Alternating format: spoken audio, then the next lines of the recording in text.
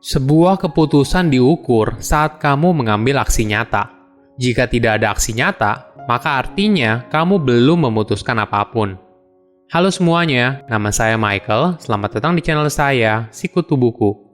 Kali ini saya akan bahas buku Unlimited Power karya Anthony Robbins. Sebelum kita mulai, buat kalian yang mau support channel ini agar terus berkarya, caranya gampang banget. Kalian cukup klik subscribe dan nyalakan loncengnya. Dukungan kalian membantu banget supaya kita bisa rutin posting dan bersama-sama belajar di channel ini. Buku ini membahas bagaimana cara kamu bisa mencapai hasil yang kamu inginkan sekaligus memberikan nilai tambah kepada orang lain. Ini merupakan kekuatan tanpa batas yang ada di dalam diri setiap manusia. Kita semua pasti tahu betapa pentingnya sebuah pengetahuan. Tapi, apakah pengetahuan saja cukup untuk menciptakan hidup yang sukses? Tentu saja tidak. Kekuatan ini baru bisa punya dampak apabila ada sebuah aksi nyata. Hanya aksi nyata yang mampu memberikan hasil. Saya merangkumnya menjadi 3 hal penting dari buku ini. Pertama, tips untuk menjadi ahli. Apakah kamu pernah melihat seseorang lalu kagum atas hasil yang mereka capai? Tenang saja, kamu juga bisa seperti mereka. Dengan strategi yang tepat, perilaku yang benar, kamu juga bisa mencapai hasil yang sama. Tony menyebut hal ini sebagai modeling dan bisa membantu kamu menguasai keahlian yang mungkin bukan keahlianmu. Ada sebuah cerita yang menarik. Suatu hari, Tony diberikan tawaran untuk memperbaiki akurasi menembak dari para tentara Amerika Serikat. Walaupun dia tidak tahu sedikit pun soal caranya menembak, namun Tony berani mengambil tawaran tersebut. Ketika dia tiba di sana, hanya 70% anggota yang berhasil lulus tes menembak. Tony lalu memperhatikan anggota yang paling jago dan mulai membuat program latihan berdasarkan anggota tersebut. Dia mempelajari semuanya, mulai dari cara mereka berpikir, postur tubuh mereka, dan cara mereka menembak. Program yang dibuat berdasarkan para anggota yang paling jago ternyata mampu membuat seluruh anggota baru tersebut lulus tes menembak. Rahasianya adalah 5 proses yang bisa kamu praktekkan di bidang manapun. Misalnya kamu ingin jago berenang. Pertama, temukan perenang yang jago, lalu pelajari setiap gerakan yang dilakukan oleh orang tersebut. Kedua, latihan dengan meniru gerakan perenang yang jago. Ketiga, visualisasi. Bayangkan setiap gerakan berenang sempurna dengan detail. Keempat, imajinasikan dirimu sebagai perenang yang jago dan melakukan gerakan renang yang sempurna. Dan terakhir, latihan terus-menerus hingga akhirnya apa yang kamu visualisasikan menjadi kenyataan. Ada fakta yang menarik. Coba bayangkan seseorang yang sedang berpikir.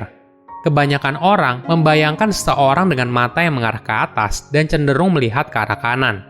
Jika diteliti lebih lanjut, ini merupakan ekspresi yang umum kita lihat di kartun atau komik saat menggambarkan seorang karakter yang sedang berpikir. Contoh sederhana seperti ini. Coba tanyakan ke dirimu sendiri berapa banyak jendela yang ada di rumahmu. Kemungkinan besar, kamu akan melihat ke atas lalu ke arah kanan saat kamu berusaha mengingat berapa banyak jendela yang ada di rumahmu. Ini adalah refleks standar yang dipicu saat kita berusaha untuk mengingat sesuatu. Percaya atau tidak, gerakan mata ternyata mampu meningkatkan kemampuan memori dan kreativitas. Jadi, ketika kamu diberikan tugas untuk mencari sebuah ide yang kreatif, gunakan teknik ini. Melihat ke atas, lalu ke arah kanan sambil berpikir. Ini merupakan cara kamu untuk masuk ke dalam area kreatif yang ada di otakmu saat melakukan visualisasi solusi yang baru. Kedua, perspektif dalam melihat kegagalan. Setiap orang punya caranya masing-masing dalam menghadapi kegagalan. Ada yang merasa kalau kegagalan adalah akhir dari segalanya. Ada juga yang melihat kegagalan bukan sebagai sebuah kegagalan, tapi sebagai sebuah peluang untuk berkembang dan belajar. Ini adalah cara orang sukses melihat kegagalan. Coba bayangkan skenario ini.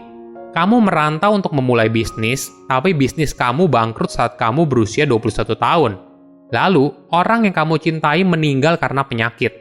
Kemudian, saat kamu berusia 30 hingga 40 tahunan, kamu memutuskan untuk berkarir di dunia politik, namun lagi-lagi, kamu kalah dalam pemilihan terus-menerus. Apa yang kamu lakukan bila kamu berada di posisi tersebut? Apakah kamu merasa hidup kamu adalah sebuah kegagalan dan berhenti? Atau kamu melakukan apa yang dilakukan oleh Abraham Lincoln? Dia tidak menyerah dan belajar dari setiap pengalaman hingga akhirnya menjadi salah satu presiden paling berpengaruh di Amerika Serikat. Orang sukses memang punya cara yang unik dalam melihat kegagalan. Thomas Alva Edison misalnya. Dia dikenal sebagai penemu dari bola lampu listrik setelah 9.999 percobaan yang tidak berhasil. Setiap orang pada dasarnya seperti batu permata yang belum diasah. Situasi yang sulit merupakan kesempatan untuk mengasah batu permata ini. Namun, tergantung bagaimana cara kamu menghadapinya. Tentu saja, terkadang kita tidak bisa mencegah situasi buruk. Namun kamu tetap punya pilihan bagaimana pikiranmu memproses kejadian tersebut. Sebagai contoh, kamu ingin menjadi penyanyi, namun ada suara kecil di pikiranmu yang bilang kalau kamu tidak cukup berbakat untuk jadi penyanyi. Tapi suara kecil ini lupa bahwa semua hal bisa dipelajari. Jadi, untuk mengubah hidup yang kamu jalani, mengubah suara kecil yang ada di pikiranmu merupakan satu hal yang penting. Ini adalah tantangan yang harus kamu hadapi terlebih dahulu. Kebanyakan orang sibuk ingin mencapai hal besar dalam hidup, tapi yang kadang luput di pemikiran mereka adalah bagaimana bisa menguasai diri mereka sendiri. Jadi, ketika suara kecil di pikiranmu mengatakan hal apa saja yang tidak bisa kamu lakukan, ubah suara tersebut dan fokus pada hal apa saja yang bisa kamu lakukan. Ketiga, kesuksesan butuh tubuh dan jiwa berjalan seirama. Ada informasi yang menarik. Bahasa tubuh ternyata bisa mempengaruhi emosi yang kita rasakan. Ketika kita ingin mengubah suasana hati, kita bisa menggunakan bahasa tubuh untuk memberikan kita energi baru. Coba perhatikan, ketika kita sedang lelah atau suasana hati kita sedang tidak baik, tubuh kita juga menunjukkan hal yang sama. Otot kita akan mulai mengendur, bahu kita akan merosot, dan rahang kita akan mulai mengendur.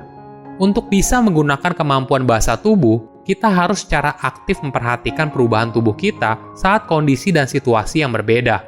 Jadi, ketika suasana hati kita kurang baik, tarik bahumu ke belakang, berdiri tegak, dan tersenyum.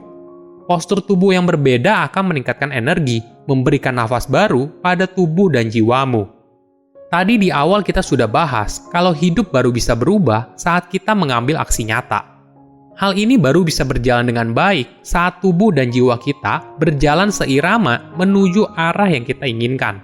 Terkadang, kita suka cemas. Apakah pilihan yang kita ambil sudah benar atau belum?